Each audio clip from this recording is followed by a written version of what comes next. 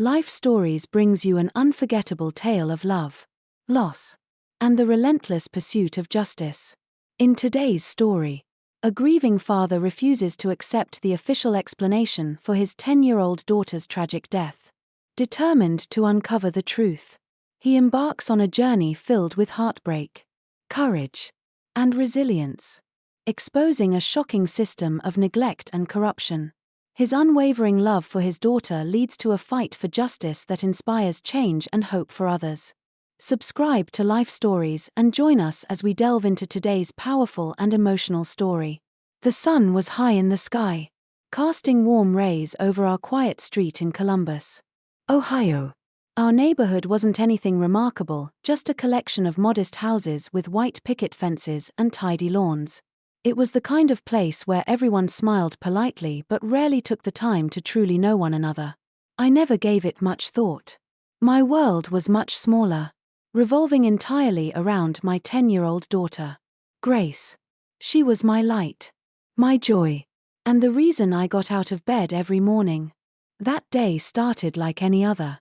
Grace sat at the kitchen table, her head bent over a drawing she was creating with her favorite set of colored pencils.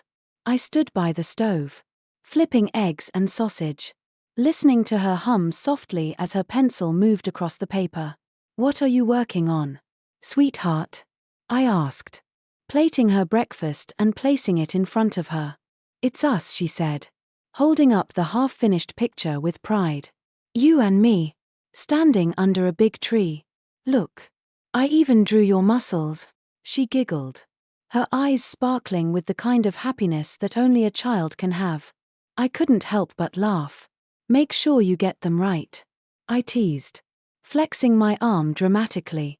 She erupted into more giggles, her laughter filling the kitchen like sunshine. I leaned down to kiss the top of her head. "You know you're the best thing that ever happened to me, right?"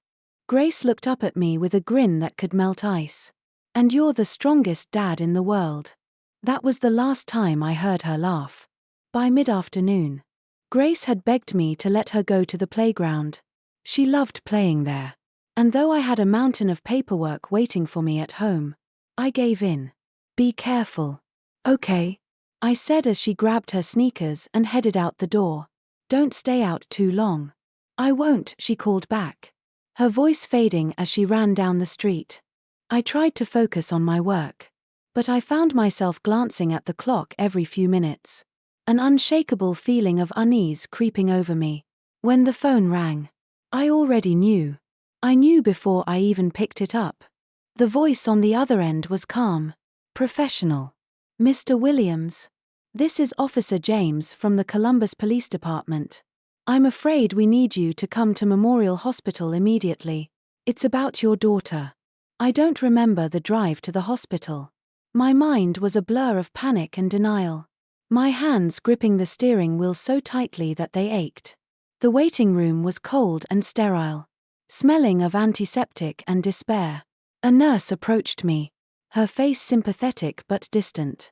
"Mr. Williams, the doctor will see you shortly." When the doctor finally emerged, her words hit me like a physical blow. "We did everything we could. But I'm sorry. Grace is gone. Gone." The word echoed in my head. Meaningless and cruel. They said it was a tragic accident, that she had fallen from the jungle gym and hit her head. I barely heard the explanation. My world had collapsed in an instant, leaving nothing but emptiness where my daughter's laughter had been. The funeral was arranged quickly, too quickly for me to process what had happened. Friends and neighbors came to pay their respects, their words of sympathy washing over me like rain on stone. I couldn't feel anything but numbness. Grace's tiny coffin, white with gold trim, looked so out of place among the grey headstones. She had been so full of life, so vibrant. How could she be gone? It wasn't until the wake that the unease I'd felt earlier began to resurface. Grace's body lay in the coffin, her face pale but peaceful, as if she were merely sleeping. Yet something gnawed at me. There were bruises on her arms and legs, bruises that hadn't been mentioned in the autopsy report. And her hands, her small, delicate hands, had dirt under the fingernails. I couldn't make sense of it. She didn't have this dirt before. I whispered to my sister Sandra, who had flown in from Chicago to be with me. Why would there be dirt under her nails? Sandra glanced at me, her face tight with concern. You're exhausted, she said softly. You've been through so much. Maybe it's just part of the process. But her voice wavered, betraying her own doubts. That night, I lay awake, staring at the ceiling. Every detail replayed in my mind: the bruises, the dirt, the strange behavior of the funeral home workers who seemed more interested in rushing through the preparations than treating my daughter with the dignity she deserved. I couldn't shake the feeling that something wasn't right. By dawn, I had made up my mind. I drove to an electronics store and purchased a small hidden camera. The clerk raised an eyebrow but didn't ask questions. Back home, I carefully disassembled the lining of Grace's coffin and tucked the camera inside, positioning it to capture the interior. It felt wrong, invasive even. But I couldn't ignore the nagging voice in my head. What if her death wasn't the accident they claimed it to be? When Sandra stopped by later that day, I told her what I had done. Her reaction was swift and incredulous. You put a camera in her coffin, she exclaimed, her voice rising. Marcus, this isn't healthy. You're spiraling. What if I'm not? I shot back, my frustration boiling over. What if something happened to Grace, and nobody cared enough to look closer because we're black? What if they just wrote her off? Sandra's expression softened, but her eyes remained wary. And what if you're wrong? What then? I hesitated, my voice quiet when I finally answered. Then I'll have to live with that. But at least I'll know I didn't give up on her. That night, I sat in front of my computer, watching the live feed from the camera. The screen showed only darkness, the closed interior of the coffin. Hours passed, and nothing happened.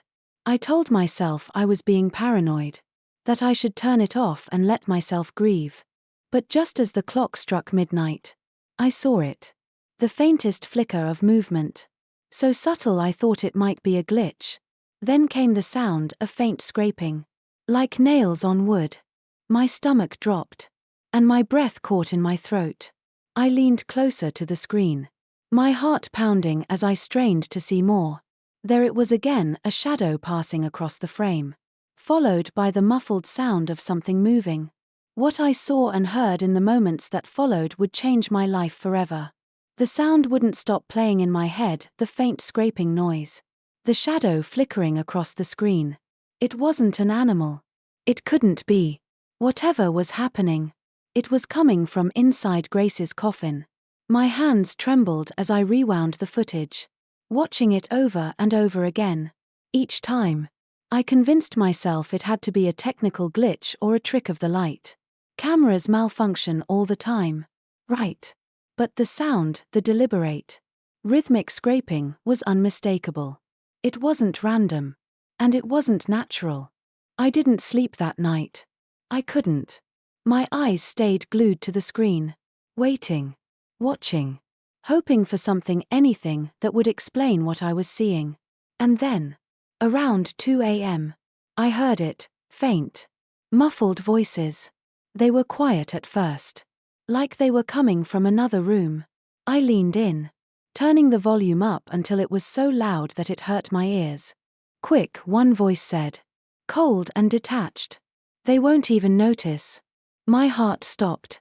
I hit pause. My breathing shallow and uneven. My mind raced, trying to comprehend what I'd just heard. Who were they? What were they doing? And what did they mean by they won't even notice? I replayed the clip, this time focusing on every sound, every movement.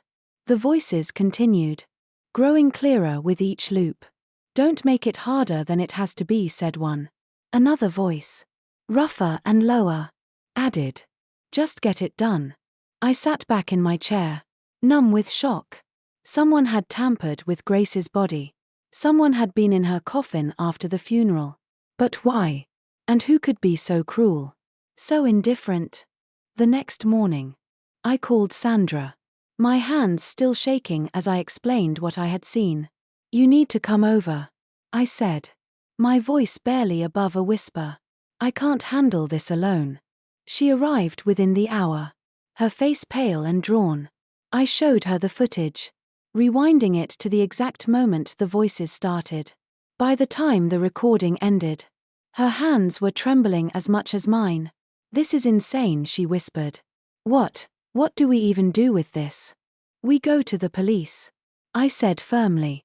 "They have to reopen the investigation." Sandra hesitated, her expression clouded with doubt. "And what if they don't believe us? What if they dismiss it as a glitch or say we're imagining things?" I clenched my fists, the anger bubbling up inside me. "Then we keep pushing. We don't stop until someone listens." Later that day, I drove to the police station, clutching a flash drive containing the recording. The officer at the front desk listened patiently as I explained what I had found. His brow furrowed in confusion. "You put a camera in her coffin?" he asked, his tone tinged with disbelief. "Yes," I snapped, my frustration rising. "And if you watch the footage, you'll understand why." He sighed and agreed to take the flash drive to a detective. I waited in the lobby for what felt like an eternity, the fluorescent lights above buzzing faintly. When the detective finally emerged, his expression was unreadable. He handed the flash drive back to me, shaking his head. "This doesn't prove anything," he said bluntly. "The audio is unclear, and the shadows could be caused by interference or lighting issues. I'm sorry, but there's nothing here that warrants reopening the case." I felt the floor tilt beneath me, my knees weak with disbelief. "You didn't even watch the whole thing," I argued, my voice rising. "Those voices, those are people. They were talking about my daughter." "We've seen the footage," he replied, his tone flat. "It's inconclusive. I suggest you focus on grieving instead of chasing conspiracy theories." I stormed out of the station, my anger boiling over. They weren't going to help. If I wanted answers, I would have to find them myself. That night, I sat in the dark, the glow of my computer screen the only light in the room. I replayed the footage over and over again, memorizing every sound, every whisper. The words echoed in my head: "Don't make it harder than it has to be. Just get it done. They won't even notice." Each time I heard them, my resolve hardened. Someone had done this to Grace, and I wasn't going to let them get away with it. The next morning, Sandra came by to check on me. She looked tired, worried, but determined to stand by me. "What's the plan?" she asked, her voice steady despite the fear I could see in her eyes. "We're going to find someone who will listen," I said. "If the police won't take us seriously, we'll go to the media." Sandra hesitated, chewing her lip. "Are you sure about this? Once this gets out, there's no going back. People might attack you for it, or worse." "I don't care," I said, my voice firm. "Grace deserves justice. And if we don't fight for her, who will?" I spent the rest of the day reaching out to local journalists, leaving messages with anyone who might listen. Hours passed with no response, the silence pressing down on me like a weight. Just as I was about to give up, my phone buzzed. It was a young journalist named Rachel Carter. "I saw your email," she said, "and I watched the footage. I think you're onto something. But this won't be easy." "What do you mean?" I asked, gripping the phone tightly. "Funeral homes don't just open coffins without permission," she explained. "We'll need more evidence to back this up. Meet me tomorrow and bring everything you have." For the first time since Grace's death, I felt a flicker of hope. It wasn't much, but it was enough to keep me going. This wasn't over. Not by a long shot. The next day, I met Rachel Carter at a small cafe on the outskirts of town. She was younger than I expected, mid-20s, sharp-eyed, and no nonsense. She introduced herself with a firm handshake and immediately got to work. "All right, Mr. Williams. I need you to walk me through everything, from the day Grace passed to the footage you recorded." Don't leave anything out. I started from the beginning, recounting every detail with a mixture of anger and grief. Rachel nodded as she scribbled notes in her small leather notebook, occasionally glancing up to ask clarifying questions. When I showed her the footage, her brows furrowed, and she leaned closer to the screen. "This is disturbing," she murmured, rewinding to the moment the voices became audible. "And you're certain this hasn't been tampered with?" "Absolutely," I said firmly. "I haven't touched the file since I copied it. This is exactly what the camera recorded." Rachel sat back, tapping her pen against her notebook. "There's definitely something here. But it's going to take more than this to bring attention to the case. Funeral homes are a tight-knit industry, and they don't like outsiders poking around. If we're going to expose this, we need more documents, witnesses, anything that shows a pattern of misconduct." Her words lit a fire in me. If gathering evidence was what it took to get justice for Grace, then that's what I'd do. Over the next several days, Rachel and I worked tirelessly. She began investigating the funeral home's history, combing through public records and online reviews. What she found was both shocking and validating. There had been multiple complaints filed against them over the years, allegations of mishandled bodies, rushed preparations, and even falsified documents. Most of these complaints had been quietly settled out of court, leaving little trace behind. At the same time, Sandra and I started reaching out to former employees of the funeral home, hoping to find someone willing to talk. It was a frustrating process. Many of the people we contacted either ignored us or refused to speak, afraid of the potential consequences. But eventually, we found one man, Kevin Foster, a former embalmer who had left the funeral home under mysterious circumstances. When I called him, his voice was hesitant. "I don't know what you expect me to say," he muttered. "I've got my own problems to deal with. Please," I urged. "My daughter deserves the truth. If you know anything at all, I need your help." There was a long pause on the other end of the line. Finally, Kevin sighed. "All right, I'll meet you. But this stays off the record for now." We agreed to meet at a diner on the edge of town later that evening. When Sandra and I arrived, Kevin was already there, hunched over a cup of coffee. He looked nervous, his eyes darting around the room like he was afraid someone was watching him. "Thanks for coming," I said as we sat down. Kevin didn't respond immediately. He stirred his coffee absent-mindedly, then finally spoke. "You think your daughter's body was tampered with?" I nodded, trying to keep my voice steady. "I have proof. Footage from a camera I installed in her coffin. But I need to know why. Why would they do something like this?" Kevin's hands shook as he set down his spoon. "Because they're cutting corners," he said quietly. "It's all about saving time and money. Reusing caskets, skipping steps in the embalming process, falsifying paperwork. It's been going on for years. They don't care about the families. To them, it's just business." Sandra gasped, her hand flying to her mouth. I felt my stomach churn, a mix of anger and disgust rising in my chest. "And no one's done anything about it?" I demanded. "No one's stopped them." Kevin shook his head. "They're careful. They pay off inspectors, settle lawsuits before they make it to court. Anyone who speaks out ends up blacklisted in the industry. I left because I couldn't take it anymore. But even now, I'm afraid to talk. You think you're the first family this has happened to? You're not." His words hit me like a punch to the gut. Grace wasn't the first.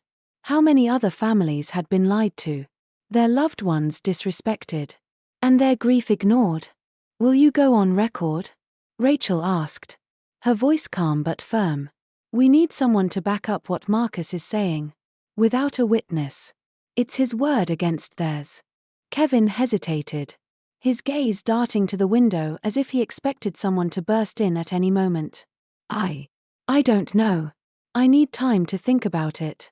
Please," I said, my voice breaking. "You have a chance to stop this from happening to anyone else. Kevin stood abruptly, grabbing his coat. "I'll think about it," he said before hurrying out the door. I slumped back in the booth, defeated. Sandra reached across the table, squeezing my hand. "He'll come around," she said softly. "He just needs time." Rachel nodded. "In the meantime, we keep digging. This isn't over." The next morning, Rachel called with news that sent chills down my spine. She had uncovered evidence linking the funeral home to several local hospitals, raising questions about backdoor referrals and financial incentives. "It's bigger than we thought," she said. "This isn't just negligence, it's a system built on profit at the expense of grieving families." For the first time in weeks, I felt a glimmer of hope. We were getting closer to the truth. But as we soon learned, the closer we got, the more dangerous the fight would become. As the courtroom erupted with the verdict, guilty, Marcus Williams felt a wave of relief wash over him. Justice for Grace had finally been served. The funeral home was held accountable, and their years of negligence and deception were exposed to the world. But Marcus knew that no verdict could bring back his beloved daughter. In the weeks that followed, Marcus founded the Grace Williams Foundation, dedicated to protecting grieving families from exploitation and ensuring dignity for all. The foundation became a beacon of hope for others, carrying Grace's legacy forward. One afternoon, while sitting beneath a tree in the park where Grace once played, Marcus glanced at her unfinished drawing, him and her standing hand in hand. He smiled softly, feeling her presence in the breeze. Thank you for watching Life Stories. Don't forget to like, comment, and subscribe for more inspiring tales of love, resilience, and justice.